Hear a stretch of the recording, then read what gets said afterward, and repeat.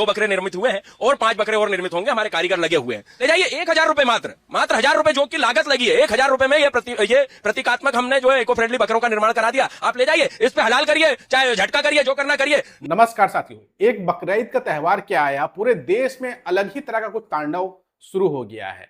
बकरीद के त्यौहार को रोकने के लिए, बकरीद की कुर्बानी को रोकने के लिए ये मामला जो है अदालतों तक पहुंच गया है और ना सिर्फ हाई कोर्ट तक पहुंचा है बल्कि सुप्रीम कोर्ट तक मामला पहुंच गया है।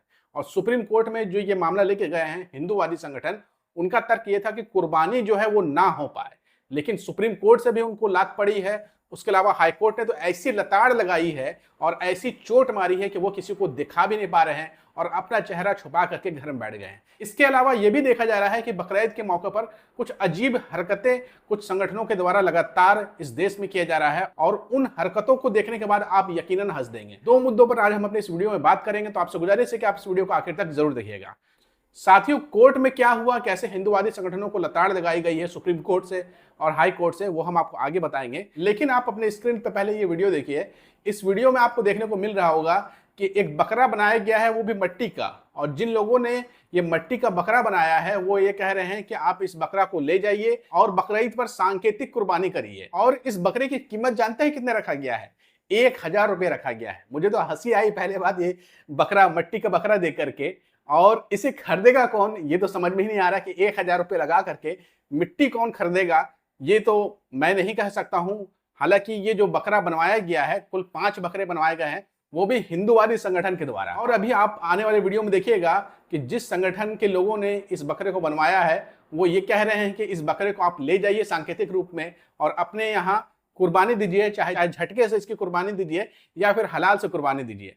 मैं अगर मान भी लो कि मुसलमान इस मिट्टी के बकरे को अपने घर में ले जाता है और कुर्बानी की जगह पर जबह करता है, तो सवाल ये उठता है कि कुर्बानी के दौरान जब असली बकरे को जबह किया जाता है और उसका मांस निकाला जाता है, तो जो व्यक्ति कुर्बानी कराता है वो खुद भी खाता है, उसका परिवार भी खाता है। और उस बकरे के सारे मांस के 3 हिस्से होते हैं। एक हिस्सा कुर्बानी करने वाला परिवार खुद रख लेता है और एक हिस्सा उस बकरे के मांस का अपने खास दोस्तों को, अड़ोस पड़ोस के लोगों को देता है, एक हिस्सा गरीबों में बांट देता है। तो सवाल ये उठता है कि अगर कोई ये मिट्टी वाला बकरा ले जाएगा और इसको काट देगा, जबह कर देगा, तो क्या पहले वो खुद मिट्टी खाएगा और अपने अड़ोस पड़ोस के लोगों को मिट्टी खिलाएगा और लोगों को बांटेगा कि आप भी मिट्टी खाइए? ऐसा कुछ पॉसिबल है? लेकिन जो हिंदूवादी संगठन है वो इतना बौखलाए हुए हैं बकरीद पर कुर्बानी रोकने के लिए, जानवरों की कुर्बानी रोकने के लिए, वो अजीबोगरीब हरकत कर रहे हैं और मजाक के पात्र बन रहे हैं। अब आप यहां से ये वीडियो देखिए। हिंदूवादी संगठनों के तमाम कार्यकर्ता हैं हमारे साथ, बात करेंगे क्या उद्देश्य है इस तरह की मुहिम का और क्या इस तरह से बकरों को बनाकर या इस तरह के बकरे किस तरह से पशु बलि रोक सकते हैं। देखिए, संस्कृति बचाओ मंच पिछले 4 वर्षों से ये कार्य कर रहा है। हमने बकरों का निर्माण किया, अभी ये 2 बकरे निर्मित हुए हैं और 5 बकरे और निर्मित होंगे, हमारे कारीगर लगे हुए हैं। इको फ्रेंडली ईद मनाइए, बांटेंगे इसको? बिल्कुल ले जाइए। 1000 रुपए, मात्र 1000 रुपए जो की लागत लगी है। 1000 रुपए में ये प्रतीकात्मक हमने जो है इको फ्रेंडली बकरों का निर्माण करा दिया। आप ले जाइए, इस पे हलाल करिए, चाहे झटका करिए, जो करना करिए। ना खून बहेगा, ना जो है आपकी खूना खच्चर की प्रथा होगी, ना हत्या होगी, ना जीव भी बचेंगे और एक संदेश, नया संदेश समाज में जाएगा जिसका कि हर व्यक्ति सम्मान करेगा। तो आपने ये वीडियो देखा कि किस तरीके से तमाशा बनाया जा रहा है बकरीद की कुर्बानी को रोकने के लिए।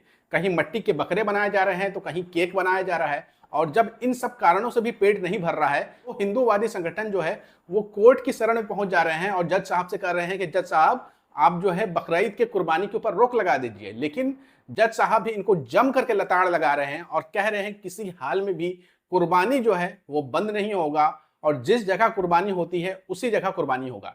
खबर क्या है आप अपनी स्क्रीन पे देखिए। ये मामला है महाराष्ट्र के ऐतिहासिक विशालगढ़ किले का, जहां पर हमेशा कुर्बानी दी जाती थी, लेकिन कुछ हिंदूवादी संगठन पहुंच जाते हैं और वो कहते हैं कि यहां जानवरों की कुर्बानी पर रोक लगाई जाए, जिस पर हाईकोर्ट ने बकरीद और उर्स के लिए कुर्बानी करने की इजाजत दे दी। यानी कि जहां पर हिंदूवादी संगठन रोक लगाना चाह रहे थे वहां पर उल्टा उनका दाव पड़ गया और कुर्बानी करने की इजाजत दे दी। आगे देखिए खबर में क्या लिखा है। बॉम्बे हाईकोर्ट ने मंगलवार को कोल्हापुर जिले के ऐतिहासिक विशालगढ़ किले के परिसर स्थित हजरत पीर मलिक रेहान दरगाह 7 जून और उर्स 8 से लेकर के 12 जून के अवसर पर जानवर की कुर्बानी की अनुमति दे दी है। कोर्ट ने यह अनुमति कुछ सख्त शर्तों के पालन के साथ दी है और स्पष्ट किया है कि यह आदेश याचिकाकर्ताओं के साथ साथ दरगाह में कुर्बानी देने आने वाले श्रद्धालुओं पर भी लागू होगा।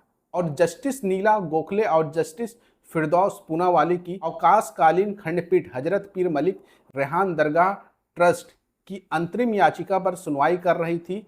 ट्रस्ट ने राज्य सरकार के विभिन्न विभागों, पुरातत्व निर्देशालय, कोल्हापुर पुलिस अधीक्षक और जिला परिषद के मुख्य कार्यकारी अधिकारी द्वारा दरगाह परिसर में पशु और पक्षियों की बलि पर लगाए गए प्रतिबंध को चुनौती दी थी। जिन लोगों ने प्रतिबंध लगाया था उनका तर्क था कि प्रशासन का तर्क था विशालगढ़ किला एक संरक्षित स्मारक है और महाराष्ट्र प्राचीन स्मारक और पुरातत्व स्थल अधिनियम 1962 के अनुसार ऐसे स्थलों पर खाना पकाना और खाना परोसना भी प्रतिबंधित है। प्रशासन ने जानवरों की कुर्बानी को इस नियम का उल्लंघन बताया था। हालांकि ट्रस्ट की ओर से वकील सतीश तेलकर और माधवी अयप्पन ने दलील दी थी कि विशालगढ़ दरगाह 11वीं सदी के एक ऐतिहासिक स्थल है जहां हिंदू और मुस्लिम दोनों ही समुदाय के लोग श्रद्धा के साथ आते थे। उन्होंने यह भी बताया है कि कुर्बानी का स्थान दरगाह परिसर के अंदर नहीं बल्कि उससे लगभग 1.4 किलोमीटर दूर एक निजी भूमि पर है। साथ ही जानवरों की कुर्बानी सार्वजनिक स्थान पर नहीं बल्कि बंद दरवाजे के अंदर है। ट्रस्ट ने यह भी कहा कि कुर्बानी के बाद उन जानवरों का मांस श्रद्धालुओं और आसपास के ग्रामीणों को भोजन के रूप में वितरित किया जाता है, जो कई गरीब परिवारों का भोजन स्रोत रहा है। इसके बाद बॉम्बे हाईकोर्ट ने दोनों पक्षों की दलीलों को सुना और फैसला ये दिया कि आप जो है कुर्बानी दे सकते हैं और उसी जगह पे कुर्बानी दे सकते हैं 7 जून से लेकर के 12 जून तक। जब बॉम्बे हाईकोर्ट से इन्हें झटका लगा तो ये सुप्रीम कोर्ट पहुंच गए और सुप्रीम कोर्ट से ये अपील किए कि आप जल्द से जल्द इस मामले की सुनवाई करिए और कुर्बानी के ऊपर रोक लगाइए, जिस पर सुप्रीम कोर्ट ने तो एंटरटेन ही नहीं किया। उन्होंने साफ कर दिया कि हम अभी फिलहाल ये याचिका नहीं सुनने वाले हैं और एक तरीके से इशारा दे दिया कि ये याचिका अगर अभी हम नहीं सुन रहे हैं इसका मतलब जो है कुर्बानी पर रोक नहीं लगेगी, आराम से कुर्बानी होगी।